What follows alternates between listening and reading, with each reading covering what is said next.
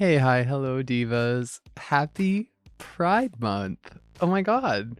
Hi, how are y'all? I hope you're doing well. I am in a fabulous mood. This episode is going to be a little bit different. I am not having a guest this time because, it's the first day of Pride Month, and I just figured that I would chat a little bit with y'all about my experience. I don't know how many of you know.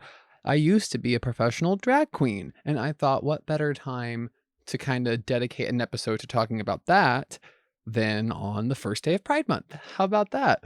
But before we get into that, by the time you're listening to this, I'm engaged. Like, assuming he said yes, but like, he's gonna say yes. We've been together for 9 years, and, like, as I'm recording this, he is Ethan is at work, and he's gonna come home later, and I went to the grocery store today, I got a bunch of ingredients, I'm gonna make him his grandma's lasagna recipe, and then I'm also gonna make him, like, a side Caesar salad, all homemade, and then I'm also gonna make his favorite chocolate chip cookies for dessert from scratch. And I'm gonna kinda set up a little, dinner date on our dining room table so that when he gets home, we can have a nice little dinner, and then I'm gonna pop the question. I have the rings in the box, and I got a bottle of champagne, the Pride one, to celebrate afterwards, but yeah, by the time you're listening to this and come tomorrow morning, I've got a ring on my finger, and I'm getting married. Oh my god, that's whew, okay, that's crazy to say, but anyway, uh, that excitement aside, I'm just gonna kinda like, and because I'm so scattered and, like, uh, getting ready to do this proposal stuff and all of that, I'm gonna do minimal editing on this, I think. I'm just gonna kinda package it up like normal and then let it go.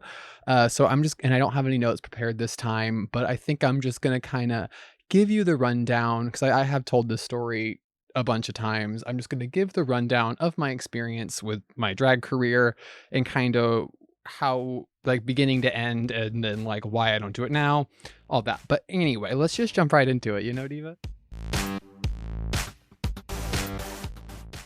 Okay, all right. Well, for those of you that don't know, again, I was a drag queen once upon a time, and my drag name was Bridgette Azul. And I got that name. We'll start with like where I got my drag name. I don't know how many of you all remember the video game Portal Runner on PlayStation 2. It was like a game where you played as like a little army woman, like those little army toys, and you kind of went through all these worlds to like save your lover, like army man, from the evil Bridget Blue. And she was like a French fashion doll, and she was the main villain of the game. And I just thought that she was so fabulous when I was a kid playing those games, and, like, she had this purple hair and, like, purple bodysuit or, like, I guess, like, indigo rather, and she had, like, this compact and the nails and the heels, and she had, like, the beauty mark and the makeup. I just thought she was so fabulous. And then, so when I came around to starting my drag, I was like, "Okay, well, like, this is who I'm inspired by," and I wanted to kinda pay homage to that character, and so I just changed the spelling of the first name. I think it was, like, the French spelling, I guess, like, Brigitte or however you say it, I'm not French. But I just changed that to the spelling of Bridgette, and then I just changed the language of the last name from the French blue or how I don't know how you say it properly, to Azul. For no particular reason. I guess I just picked Spanish because, like, I live in Texas and there's Spanish around me often, so that was just the other language that I chose, and if I switched it to English, it wouldn't be different enough, so that's how I came to Bridget Azul, and, I guess, like, I was introduced to drag again, sorry for being all over the place, but I was introduced to drag, oh god, I don't even know how old I was. It was back whatever year Derek Barry was on, America's Got Talent as Britney Spears. That was the very first time that I remember seeing a drag queen and being just so enamored by what they were doing. And, then much, much later after that, I was, puddling around through, YouTube, and I stumbled upon Willem's Beatdown on YouTube, and then through discovering Willem, I then figured out about RuPaul's Drag Race, which is interesting enough, like, 'cause, Willem was on season 4 of RuPaul's Drag Race, and so I saw Willem through Beatdown on YouTube, and then found out about RuPaul's Drag Race from that, and then I started binging and, like, I was, immersed into drag at that point. And, time goes on, I start playing with makeup just to see if I can do it, 'cause, you watch enough of Drag Race and you're a little gay boy who is, who likes feminine things, you eventually wanna try drag, or at least I did. And so I ended up and, like, this had to have been, oh gosh, this was, like, 2017, probably? 2018 that I, like that was when I well, it was that 2018, 2017, 2018 was about when I started doing drag for real, but I was playing with makeup for a couple of years prior to that. Just 'cause, like, the way that I thought, I was like, "Well, if I'm gonna be a performing drag queen, I want my face to at least be done and figured out before I try to get up there in front of people." So I would, like, spend 3, 4 hours in like, in my bedroom trying on a face, and then I would take pictures of it and put it on Instagram and then take it all off, and that was that.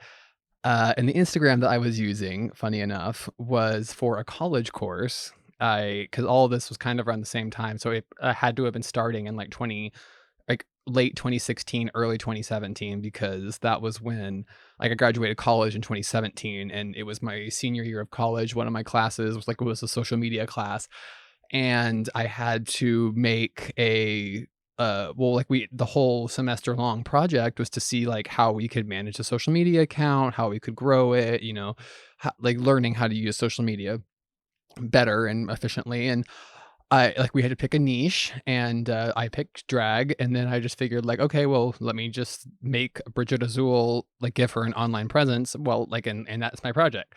And so those kind of went hand in hand. So, like, my budding interest in drag and makeup paired with the social media uh, course and project, I started putting the makeup that I was doing on social media and was slowly starting to grow. Eventually, the class ended.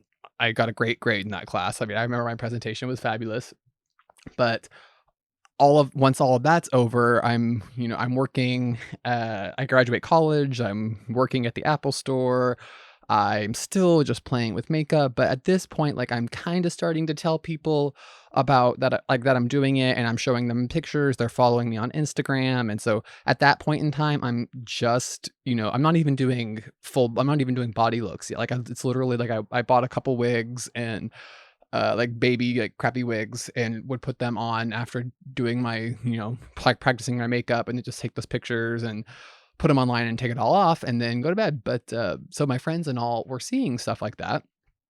And then eventually, this was like, it was Christmas Day, I believe. So this had, 'cause I do remember it was on Christmas Day, and because I was at home with my family and I was a little tipsy in, like, the early, or, like, the mid morning, because we were having mimosas. And one of my friends and coworkers from Apple at the time, his name is John. I don't even know if he's listening, but if you're listening, John, hey, I love you.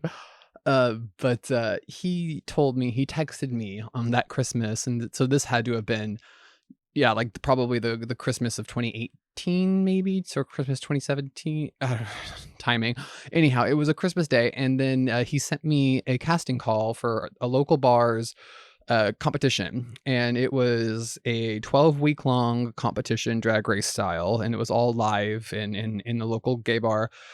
And it was like, it was, and when I say drag race style, it was, a runway and a main challenge every week, and then, like, with categories, and then whoever was in the bottom two had to lip sync for their life, and then whenever one person went home, and then, at the end of the 12 weeks, there was a winner.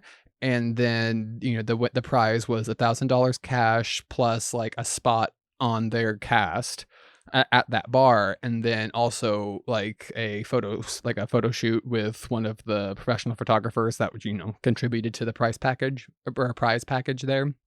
So that was the prize. But anyway, he sent me that casting call, and I'll never forget it. He told me, he's like, "You need to stop wasting your talent and, like, do this. Like, you need to sign up for this because, like, we wanna see you do this. And in my tipsiness, like, I looked and all that it required to apply was, I think, 2 pictures of you in drag and then, like, 1 video performance, and up to that point, I had just done my very first ever performance in drag, and it was at my own Halloween party that I was hosting. So it was a private thing, it was just like my friends and family. Funny enough, I had my, best friend and costume designer, Layla, make my very first ever, like, official drag costume that I wore, and I was cosplaying Bridget Blue, like, the character I was inspired by, and so I was performing, I think it was I don't even remember the song I was performing now, it was probably Gaga, in that first little video, and it was literally performing in my parents' living room to, like, 15 people, but so I sent that in along with, like, 2 of my little Instagram pictures that I had been putting out, and then, like, a little bio. And thinking nothing of it, I was like, "Okay, you know what? Fine, let me just get John off my back, let me send this stuff in." And I sent him a screenshot, and I was like, "Okay, I did it." And then, I was very shocked to hear, I think it was, like, like, a little bit after New Year's, because, like, since it was Christmas Day and it was the holidays, I get reached out to, and they said, "Congratulations, you've been cast." And I was gooped, entirely gagged, because I had the one costume and, like, a couple crappy wigs, and that was it. I had nothing, and I had never performed in public, in front of strangers, or anything like that. And they're like, "You're cast, let's go." And, so I immediately start like, they gave me, like, they sent me the whole, I think they only sent me the first, like, 6, weeks worth of challenge prompts right off the bat, and then, they gave me the prompt for the promo, like, what the promo, like, theming was, and then I had to create a look for that, and then I had to show up to do the promo photo shoot, and that outfit, I still have that. It's, like, in my drag bathroom.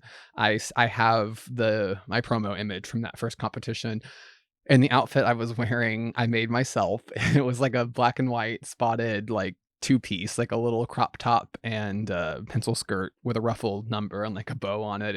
I don't even know what I was doing, and the makeup was matte. I was, like, not wearing any blush. I'll have to find the picture and send and put it on Threads if y'all want it. Just, you gotta remind me.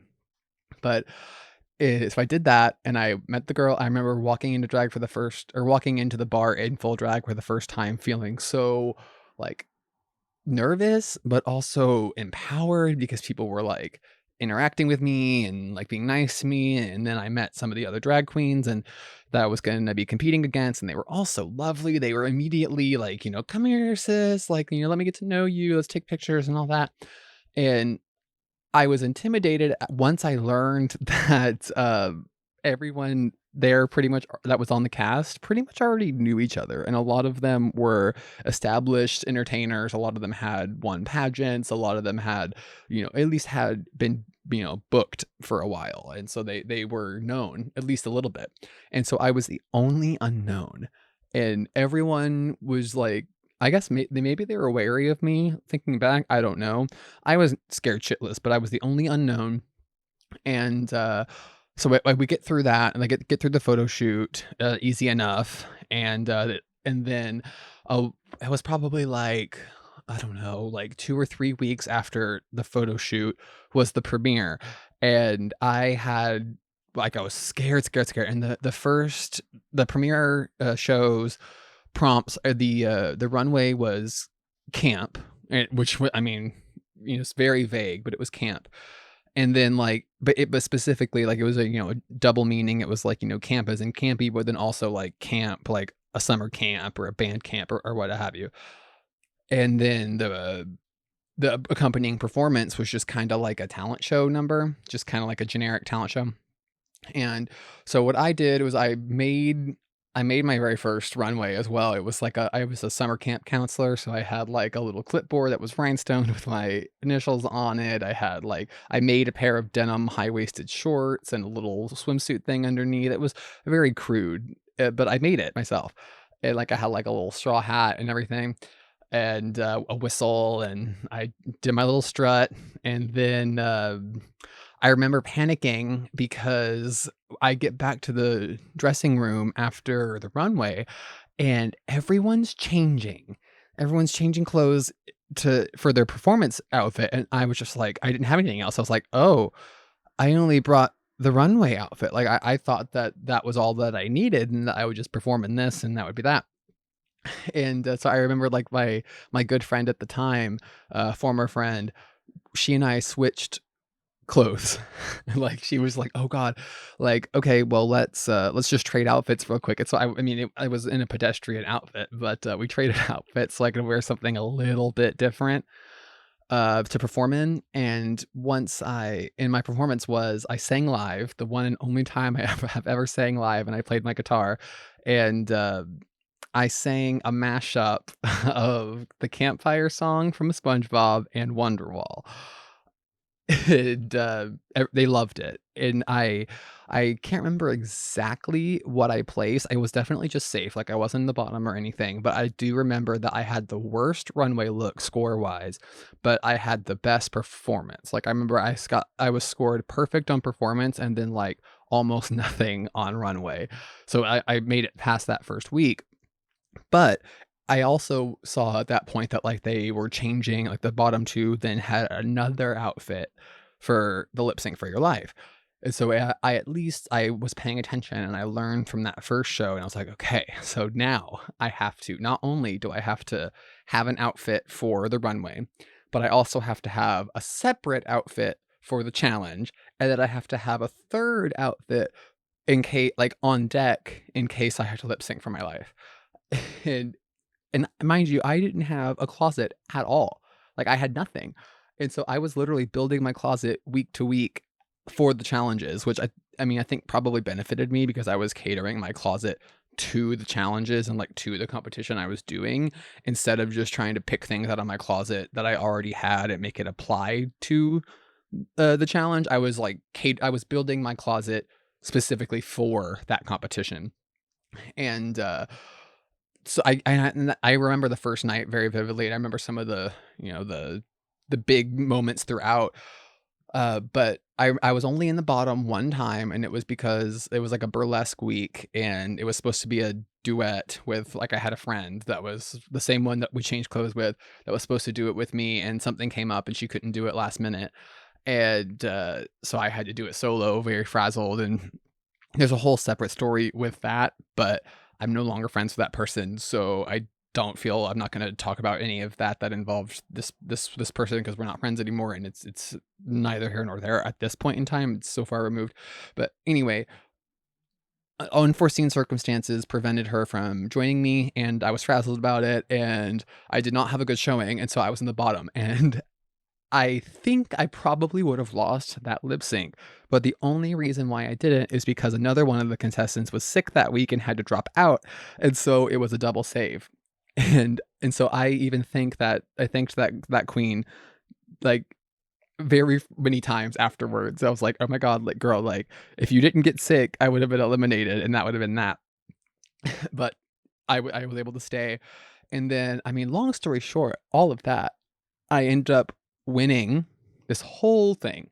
Like 12 weeks later, cut to the end, I win, and I am baffled because like, and because I think I had won, like, at the by the end there, I had won a handful of challenges and, like, I even won, I think, like, not the semifinal, but I think I won, like, 2 in a row before the semifinal, and then I was, like, in 2nd place in the semifinal and then came back and won it in the final. But I remember my runner-up was, like, a current pageant title holder, and so, like, it was a huge thing. We're friendly now, but, I remember there was a little bit of, you know, like, frustration and, they were upset that they lost but anyway, all that to say, I ended up winning this thing, and then that was the kickoff of my drag career, and so including, like, in that prize package, like I mentioned earlier, it was $1,000 cash, which, like, was great, like, it basically looking back, like, I'm pretty sure if I remember right, it the cash prize basically paid for, like, 2 of the competition nights, like, what I put into it because I was building everything from scratch as I was going. But, I mean, that was neither here nor there. And then I got my photo shoot, and then I also was cast. And so very shortly after that, I started doing their weekly show on their that bar's cast, and, it started out being just once a week, and then I started gaining, regulars and, like, was bringing money to the bar, and eventually I was asked to show up more, and eventually I got put on payroll, and I was doing right at the most that I was ever doing it, I was doing 3 to 5 shows a week on top of my full-time job, my full-time corporate job that I was doing at that time throughout the whole competition. Like, that whole time, I was still working my 9 to 5 corporate job and then going and doing the competition from, like, 11 PM to 2 AM, and then same thing for, like, my actual gigs after the fact. Like, it's a drag show, so they start at, like, 11 PM and go till, like, 2 AM. And you get home, and by the time the adrenaline wears off and you get your makeup off, get your drag off, and, like, you relax and you eat and all that, it's like 4 AM when you're going to bed, and then, like, I have to go to the office the next day, and it was a lot. Um, but I loved it, and so I was like, and I had even expanded to multiple venues, so I was, like, performing in multiple towns in the Metroplex, and, like, it was wild, and I was having so much fun. I was developing relationships with other queens and with designers and with photographers and club promoters and all sorts of things. And it was really cool. And I did that all the way up until the pandemic, like the COVID-19 pandemics, lockdowns and all that. And that was when I stopped. And they did continue even through that. I mean, with precautions, of course, but I have high risk family, so I did not participate. And that was kind of where my drag career ended, was when the pandemic started, because I stopped to be safe.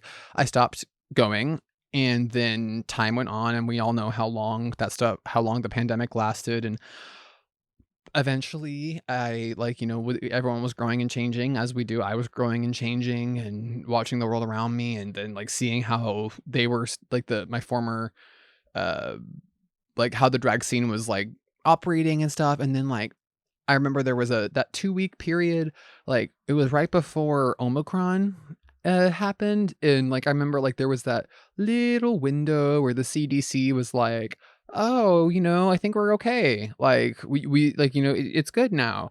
And so I returned and did, like, 2 weeks, worth of shows during that time before Omicron came, and then I stopped again. But during that 2 weeks, it was like a different world. Like, I was treated differently in a negative way. Like, I wasn't, uh, respected nearly as much. There was some talking behind my back, and it wasn't for me. And at that point, I was like, "You know what? Like, I'm in my like, late 20s. I don't wanna deal with this. Like, the world's on fire. Like, this is just not how I wanna be spending my time, like, in this." And I was just tired, 'cause, like, since, like, by that point, I got a different job that was more work, and then I didn't have the energy to do it.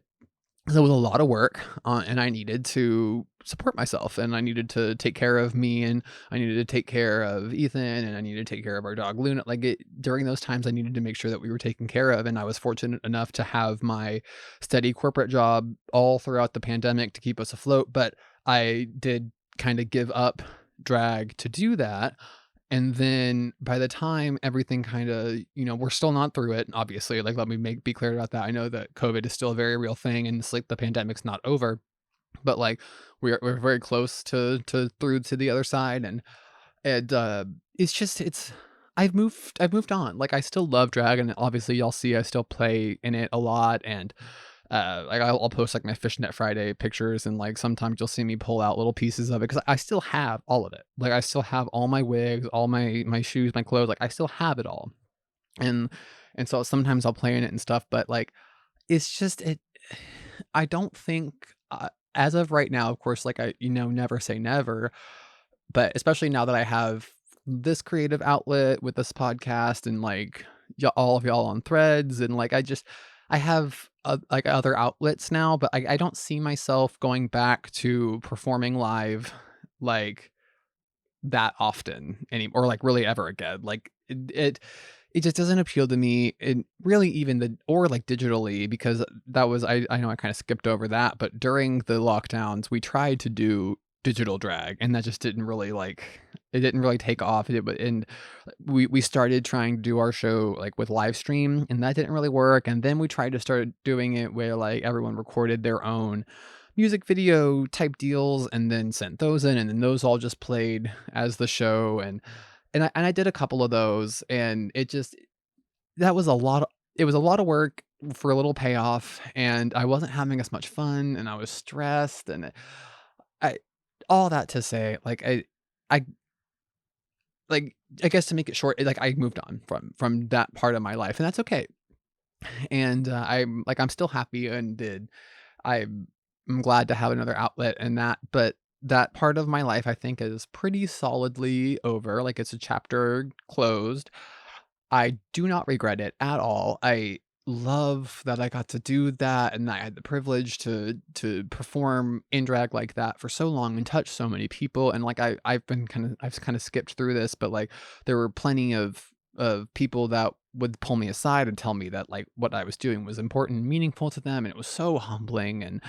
And it I am so happy that I did that. And as a queer person, as a gay man, like I'm glad that I got to participate in that part of our community. And then I also am just so wildly grateful for my experience as a drag queen, because I have like because of my being a drag queen, I was able to insert myself into and immerse myself into my local queer culture like I had never done before. And it was wonderful, like being surrounded by so many LGBT people, and not even just, gay men, gay cis men, as drag queens. Like I've mentioned in previous podcasts on some of the topics, but like there were lots, and like every gender, every sexuality, like they were all in those dressing rooms. Like I was in dressing rooms with non-binary people and trans women and trans men and cis women, cis like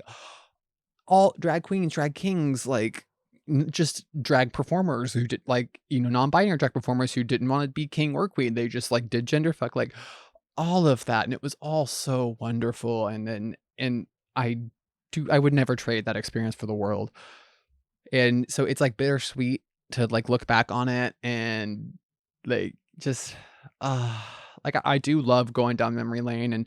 And Ethan was so wonderful. He was at almost every one of my performances and videotaped almost all of them. There was like photos of all my runways, and he would even match me in my runways. He would dress up to kind of coordinate with my runway look. So like that was really cute. And my sister was there all the time with me too. And like my family showed up for the finale, and they would show like my parents and my grandma. Like I'm so fortunate to have my family support me through that time. And then uh even after the fact, like I'm rambling now, but I'm grateful for my experience as Bridget Azul, and she's not dead. She's sleeping, she's a part of me now. Like I really do think that a lot of a lot of what I learned about myself through embodying the character of Bridget Azul, I have kept with me to this day. Like a lot of my femininity and like confidence and just way I carry myself, a lot of that is because of my time with my alter ego of Bridget Azul. Like she means a lot to me, and uh, it I'm glad that I did it. And it's a skill. I have a skill set with makeup and like, so I developed a little bit of a sense of style through it. Like I grew and learned a lot from being Bridget Azul, and I am so grateful I got to do it. And now I am experiencing playing with my drag in a more masculine presenting way, like just playing with the clothing and stuff. And I'm having a blast with that. And it's like a weird flip now, because when I first started it, I was really wanting to play with more of my femininity and like get comfortable with that. And now that I feel like I'm good there, I'm turning back to my masculine and seeing how I can blend that with the feminine to kind of like achieve some balance. And it's fun to play with. But I have been enjoying applying the clothing from my past drag life to myself now as Presto and like do it like more masculine ways, like with my fishnet Friday things and other types of little looks that I do. Like that's all my old drag. And so it's all stuff that I already had, and it's pulling it out of my closet and trying to, see how I can play with it now. It's fun stuff. But but yeah, I mean, I don't even know where I'm going with this now, y'all. Like I'm just thinking about like how this evening's gonna go with this proposal and stuff. But all that to say, I think that that's pretty much the gist of it. This is a little bit shorter of an episode than normal, and I know it's all over the place, but there's a lot going on right now, and I just wanted to sit down and chat with y'all about my experience with the drag and like and how wonderful it was and how much it meant to me, and just kind of give y'all a little bit more of an insight into my past. I mean, I have talked about it a lot on Threads too. Like I even would share. There was a period I was sharing videos and pictures and all that, and I obviously absolutely still will. Y'all can ask me whenever, and I'll share. But yeah, that's pretty much it, Diva. That's all that's coming to me right now. I know I didn't mention it on the top, but uh should you feel inclined to support this little show, I do have a Buy Me a Coffee set up. That's buymeacoffee.com/diva. That's buymeacoffee.com/YKNOWDIVA, just like the name of the show. Thank you all for listening. Thank you to everyone who has bought me a coffee, donated a little bit of money to help support. Thank you all for listening and for sharing on Threads and otherwise, like sharing with your friends and just leaving me lovely reviews. And it's been wonderful. I know I say this every week, but like I really am grateful that there is anybody listening, anyone on the other end here. And yeah, I thank y'all. Thank y'all. I'll see y'all next week, divas.